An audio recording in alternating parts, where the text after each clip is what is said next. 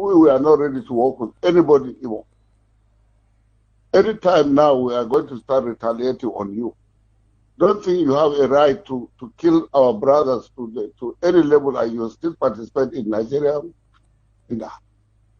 Fuck hell with your local lodge. You hear? I think you got it. Tell him. Let him go and lodge it in Mbakwe's grave. You understand? I don't understand what you're saying, sir, but I equally don't understand what you're saying. You are calling for my intellectual. And you are idiot tribe, idiot group, idiot state, people who don't have value for themselves. Go and manage yourself in your Imo. Kill the police station, break the prisons. Let's see when the North start retaliating. Where are you going to start? And it's not going to be long. Idiot. Don't think you have a right to be Nigeria when you are massacring Nigeria. Sir, you know that we respect you. Shut up there, my friend. Shut up, idiot. Idiot. Ingrate. All the houses you have in Abuja, you leave them there. You leave the houses in Port Harcourt. Shut up. Close the wire there. Close the phone there.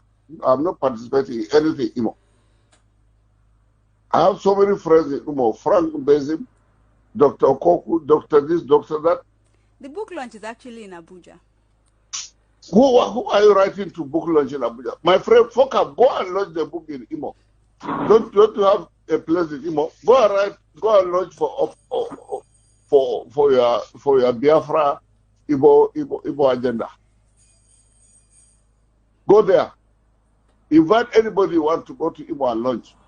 Why do people run to Abuja? Go back to your state. You ingrate Igbo idiots.